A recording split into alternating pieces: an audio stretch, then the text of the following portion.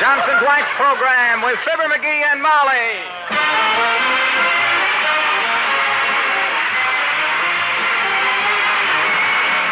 The makers of Johnson's Wax products for home and industry present Fibber McGee and Molly with Bill Thompson, Gail Gordon, Arthur Q. Bryan, and me, Harlow Wilcox. The script is by Don Quinn and Phil Leslie. Music by the King's Men and Billy Mills Orchestra.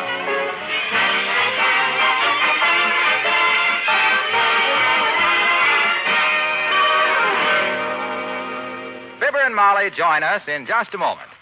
The easiest and best way to make a waxed floor look its shining best is to buff it with an electric polisher. And if you don't have one, here's good news. Once again, the famous Johnson's electric polisher is available in nearly every neighborhood. You can rent one at a surprisingly low cost.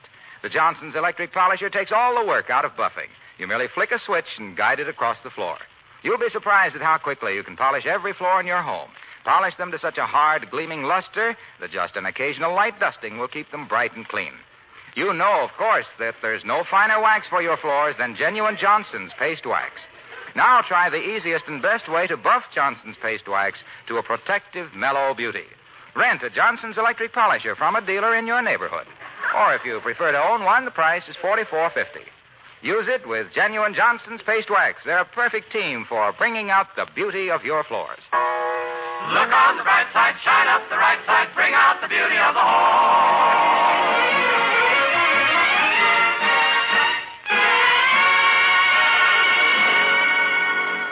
Wistful Vista's annual contest on I Like to Patronize My Neighborhood Merchants Because is over. And guess who knocked out a prize-winning letter? The notification has just arrived in the morning mail, and... No, it wasn't him. It was her, of Fibber McGee and Molly.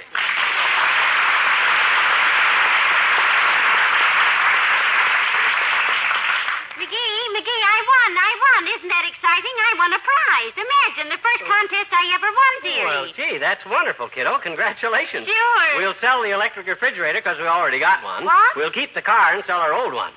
You keep the mink coat and I'll learn to fly the airplane. We can take the trip to Honolulu while they paint the house and refurnish the living room. Then when we get back... McGee, wait a minute. Huh? I didn't win all that stuff. I just won a new... What do you mean, all that stuff? Why, that's hardly anything in a contest these days. And if that Ralph Edwards thinks he's going to renege on all them promises, by George... This was not truth or consequences. Huh? This was the annual Wistful Vista I Like to Patronize My Neighborhood Merchant Because in 25 words or less. Oh, that. What's the first prize in that vacant lottery? Trip by motor scooter through the fish hatchery? I should say not. Listen to my award. It says, this letter entitles you as winner of the first prize in the women's division to an original Easter creation by Henri, Wistful Vista's leading couturier. Isn't that marvelous? Who's Henri and what does he mean, an original Easter creation? What's he going to do, lay a purple egg? For your information, sweetheart, the word couturier means fashion designer. Huh? Oh. It's from the French words couture, meaning dressmaker, and rie, meaning we'll sew some sequins on it for another $700. Oh, that Henri. Yes, isn't it wonderful? Oh, yeah. A special Easter dress created just for me by Henri himself. I think I'll carry my... Come in. Oh, it's Mr. Williams, the weatherman, McGee. Hello, Mr. Williams. Hello, Mrs. McGee. Hi, Foggy, old man. What's the weather forecast? Light flurries of sunshine, followed by Wednesday and Thursday, and unsettled bills on the first of the month? McGee, I'm afraid you take the science of meteorology rather lightly. He does, Mr. Williams. He says he can look at an almanac and tell what the weather is going to be better than depending on you people. And I can, too. I'm part Indian, you know. Really? What part? The part that sits around the fire.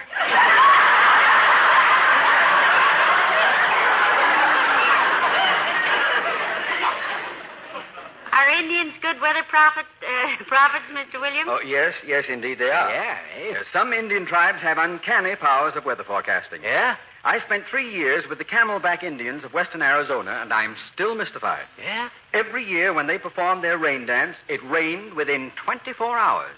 Oh, that's easy explained. They just waited for a rainy day and then held the dance the day before. Oh, I don't know, McGee. Some things aren't so easily explained. Yeah? Now, I'm not superstitious, but I went to a St. Valentine's dance once, and the next day I got 12 Valentines.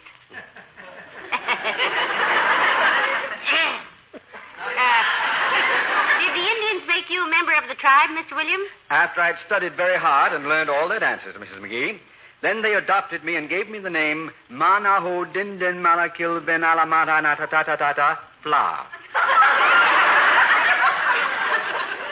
Meaning what? Clumsy. Show us how they did the rain dance, Mr. Williams, will you? Well, I'd be glad to, Mrs. McGee, but I can't dance it without a tom-tom. Oh, that's easy fixed. Here, I'll drum on the radio cavity. You all set? Mm-hmm. Go. Hey-yee! Hoo-hoo! Hey-yee! Hoo-hoo! Oh, that's the rain dance. Hey-yee! Hoo-hoo! Hey-yee! Hoo-hoo! Hey!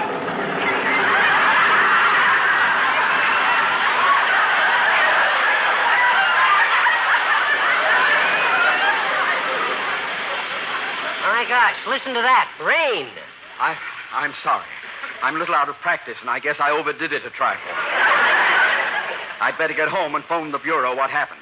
I'm afraid I might have exceeded my authority. Good day.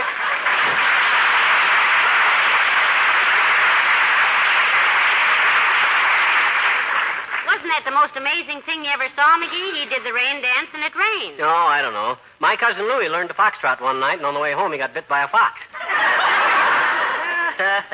So he said, hey, if we're going to get down to this dressmaker's, we'd better snap into it, kiddo. Are you going with me? Why, certainly. You think I'm going to have some monkey try to palm off a boulder burlap on my wife that just won first prize in the women's division? Come on, get your hat. Well, I'm so glad you're coming with me because you have such good taste in other people's clothes. Yeah. I'll be right with you, dear. Okay, Tootsie. Ah, there goes a good kid. Imagine her slinking around town in a real Paris creation. I'll bet she'll be... Uh-oh. Now, come in. Hi, mister. Oh, hello there, Teeny. I can't talk to you now. I and Mrs. McGee are going shopping. Okay, mister. Boy, did you hear the cloudburst, mister? Did you? Hear it. I played the accompaniment for it. Well, it sure was a... Skip it. Okay.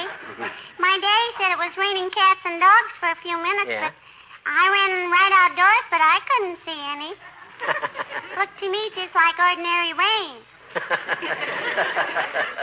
It did, eh? Boy, it... I says it did, eh? Did what? Looked just like ordinary rain. Whom to? To you. When? When it started to rain so hard a few minutes ago and you went out... I know it. Oh, gee. I hope it clears up from Easter, Esther. Huh? I said I hope it clears up for Easter, mister. Oh. I said, oh. You got big plans for Easter, sister? Oh, I sure have, I bet you.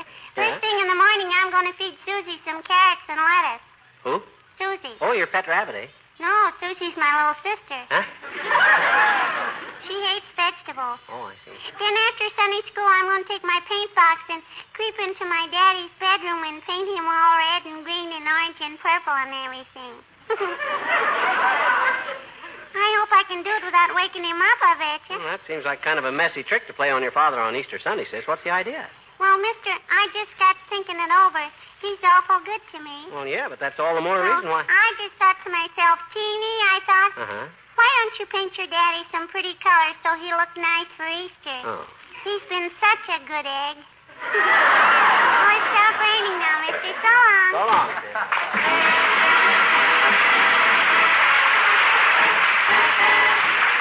Billy Mills and the orchestra and Saturday Date.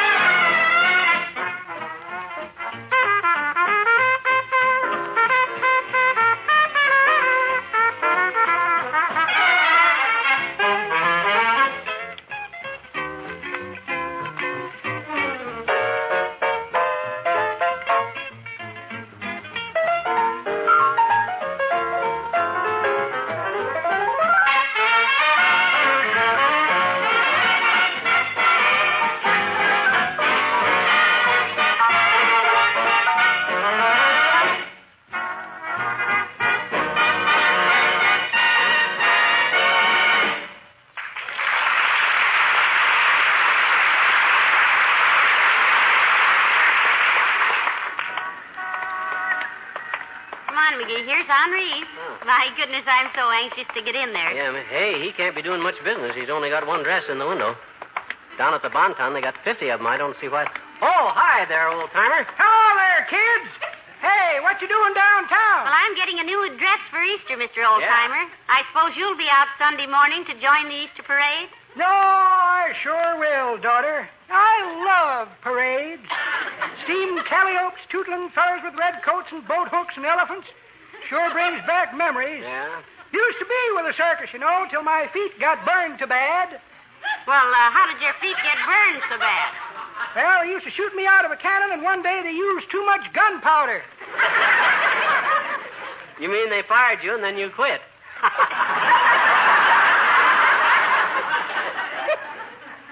Son, it was no joking matter. No?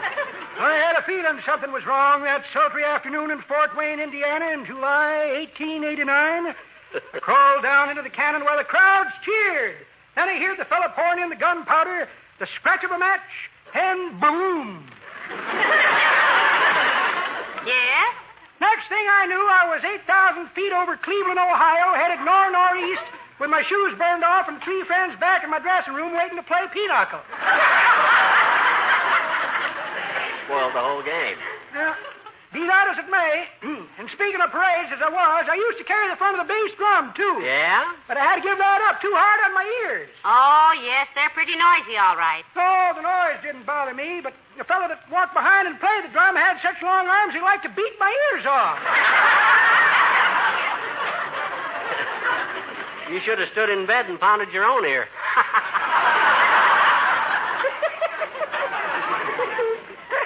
That's pretty good, Johnny, but that ain't the way I heard it. The way I heard it, one feller says to t'other feller, says, seen my wife lately? She's had her face lifted. Is that so? Says t'other feller. Now, who'd ever steal a thing like that? Oh, kid.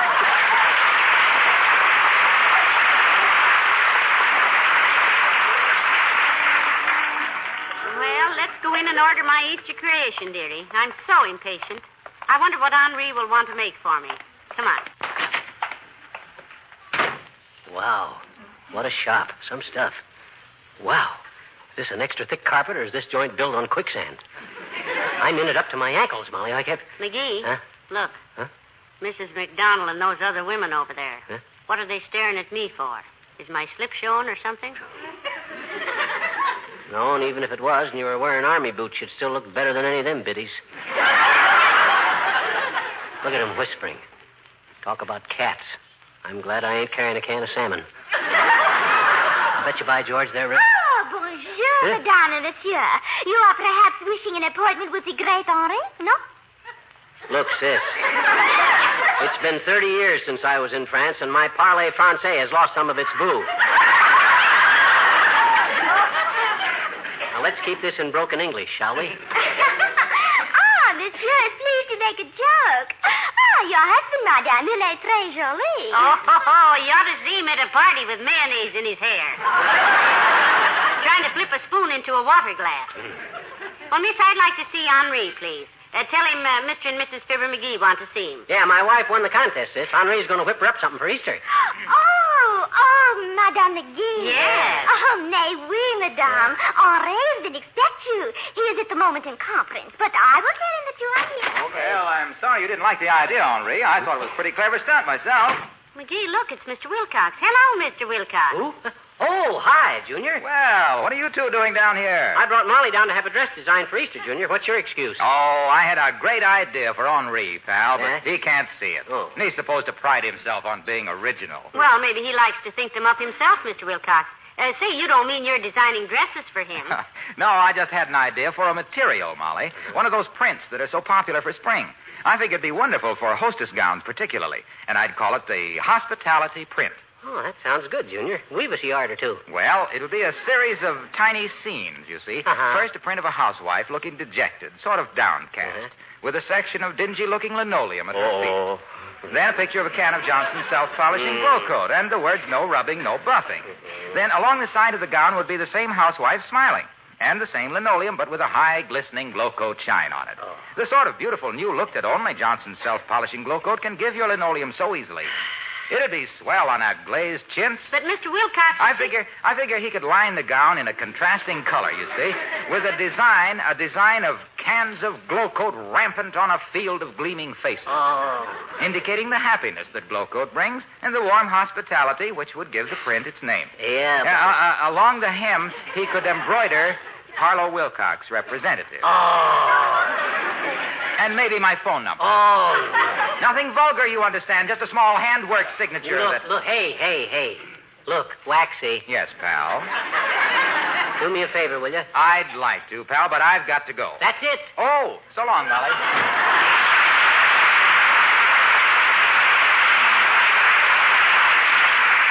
Well, I wonder when we'll see Henri, McGee. My goodness, I haven't been so nervous since graduation. Nervous? You know, the women in this town are just scared to death of him. Ah, Pata, no frilly little minuet dancing ruffle duster's going to scare us, kiddo. What's to be scared about? Well, they say he's terribly temperamental. Ah. If he doesn't like a customer... Monsieur Henri will see you now, madame. Please, to step this way. Oh, yeah. Announcing Monsieur and Madame McGee. Oui. Entrez, s'il vous plaît. Oui. Well, heavenly days. So you're Henri. You know this guy, Molly? Well, I should. Huh? Remember the night we went to the Western movie and the man next to me spilled his popcorn all over us? Well, this is him. And you're Ms. McGee.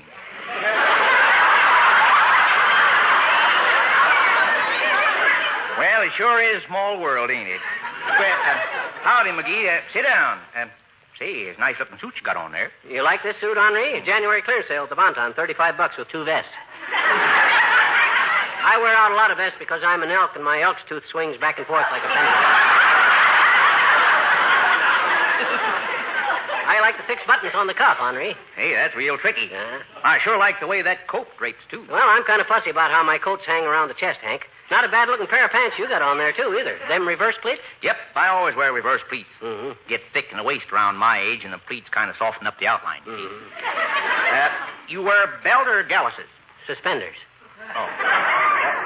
Me, too. The pants hang better. Mm-hmm. I thought I like that button-down shirt collar you got on there, too, Hank. That's nice. Well, thanks. It's mighty comfortable. Yeah. Oh, excuse me, Miss McGee. Here's a magazine you can read while we talk. What? Well, I don't want to read a magazine. I came down here to get a dress designed, remember? Oh, my gosh, she did it, that, Henri. Oh, sure. Well, now then, Miss McGee, I'm going to design you something real pretty. Eloise, get me a bowl of that bengaline and whatever else is laying around out there, except Mrs. McDonald, and drag that dress for me in here. And hang up my beret, will you? Oui, Henri. Bengaline and whatever else. Well, now, let me see, folks. Take a look at these patterns. Here's one I done for Miss McDonald. She's the president of the bank's wife, and she was real tickled with it. Liked it, did she? No, she hated it. Huh? Tickled her so much she kept laughing in church. Kind of fuzzy material. Well, Hank, I think you and I are going to get along. Now, here's my idea for a dress for my wife. Now, suppose we take a few yards of décolleté, sweep it up the shoulder in a sort of a percale bodice with a line gusset to offset the dirndl. Now, McGee, I don't Well, now, think... McGee, I sure would consider that idea a long time before I threw it out. Mabel, my pincushion. Okay, Miss McGee, now take off your coat. Now, let me see here. I think maybe a nice suit, full skirt with a fitted jacket and some peplum.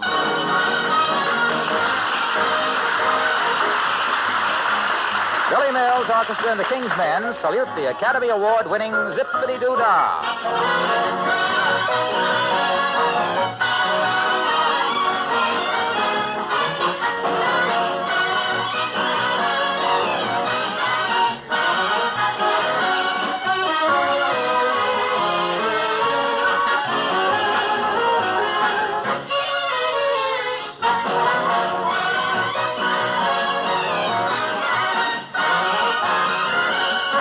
This is one of them zippity-doo-dah days. Now that's the kind of day when you can't open your mouth without a song jump right out of it. Zippity-doo-dah, zippity-yay. My, oh my, what a wonderful day. Plenty of sunshine heading my way. Zippity-doo-dah, zippity-yay. Mr. Blue my shoulder. It is a truth. It's actual. Everything is satisfactual. Zippity-doo-dah, zippity-yay. Wonderful feeling, wonderful day.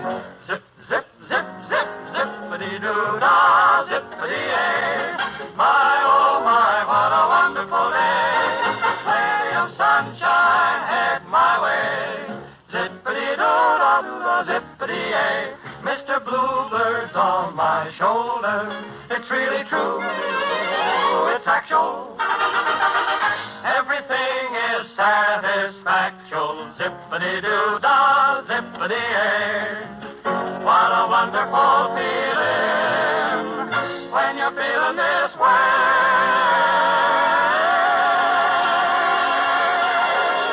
What a wonderful zippity-doo-dah.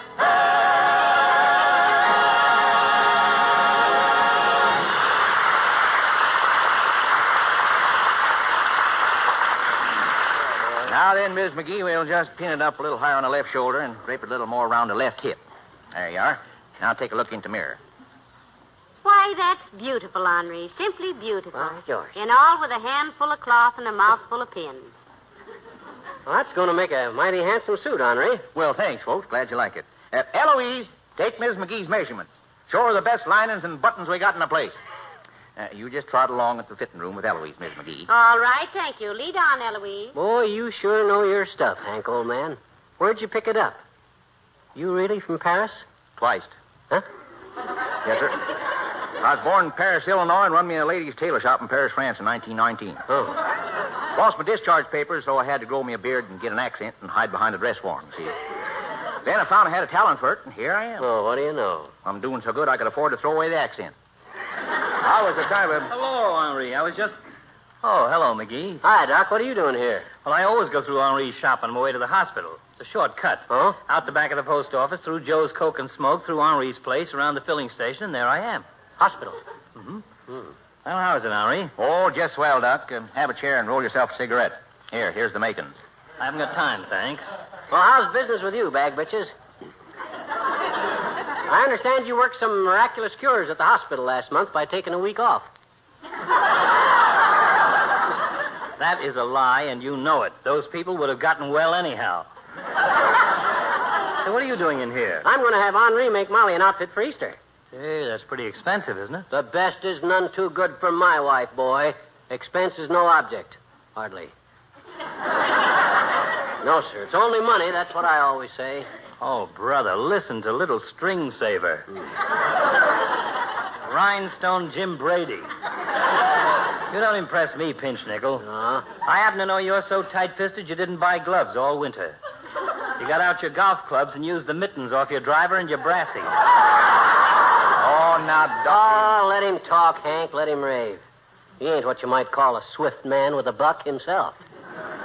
The taxi drivers around town call him No-Tip Gamble, the man with the even change. I don't believe that, McGee. Oh, thanks, partner. Well, I look forward to seeing Molly in the Easter parade, Henri. Followed at 5 paces by our little Lucius Booby in that pinstripe awning he uses for a sport coat. I mean the one with the belted back that ought to be belted right back to the sweatshop it came from. Now, let's not get started on clothes again, fat boy. Incidentally, what do you do in a couple of weeks from now when Ringling Brothers start on the road and want their tents back? Well, I just... Well, I guess everything is all set, Henri. And thank you very much. Come on, McGee, let's... Oh, hello there, Dr. Gamble. Hello, my dear. Can I give you a lift as far as the front door? Oh, no, thank you, Doctor. I just want... Oh, excuse me, folks. Henri is speaking. Well, now, Miss McDonald, that's kind of an embarrassing question for me to ask. Ain't ethical. Mrs. McDonald, she's one of them women that was whispering about you when you come in, Molly. Probably wants to know if Henri has any material that'll make her complexion look like Molly's. Yeah?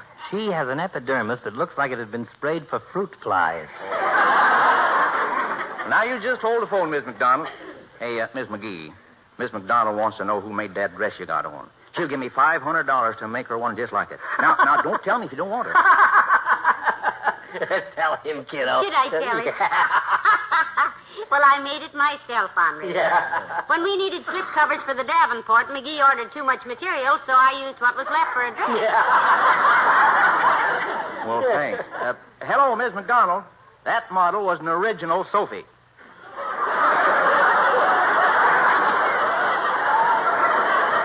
That's right, and it can't be duplicated. I'm sorry, Miss McDonald. Well, I'll have your outfit ready for Easter, Miss McGee. Thank you, Henri. Hey, Doc, you want to get in the Easter parade with Molly and me? Molly can wear her new creation, and you and I will walk behind her carrying the Davenport, huh?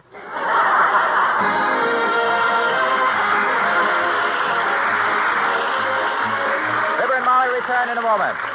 A friend of mine, a businessman who doesn't have much to do with housekeeping, helped his wife wax some furniture the other day. He told me about it later. He said, it's amazing how much satisfaction I got out of putting Johnson's paste wax on that table and then buffing it to a beautiful shining luster. Well, I know just how he felt. It's a very satisfying experience. You start out with a dull, ordinary-looking table, and after a little buffing, you have a table glowing and gleaming with a rich, warm, mellow glow. And then, too, it's good to know that the furniture and floors you wax with genuine Johnson's wax will stay beautiful. That shining film of tough wax will protect them and make them easy to keep clean. A quick wipe with a dry cloth will remove all dust and dirt and spill things. And you'll have added reasons to be proud of your home if you bring out all its beauty with genuine Johnson's paste wax. Look on the bright side, shine up the right side, bring out the beauty of the home.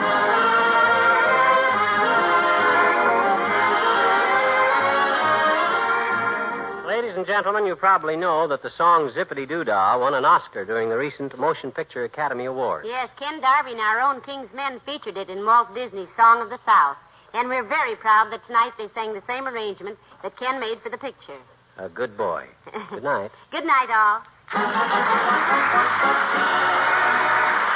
makers of Johnson's Wax Products, Racine, Wisconsin, bring you Fibber McGee and Molly each week at this time. Be with us again next Tuesday night, won't you? Good night. This is NBC, the National Broadcasting Company.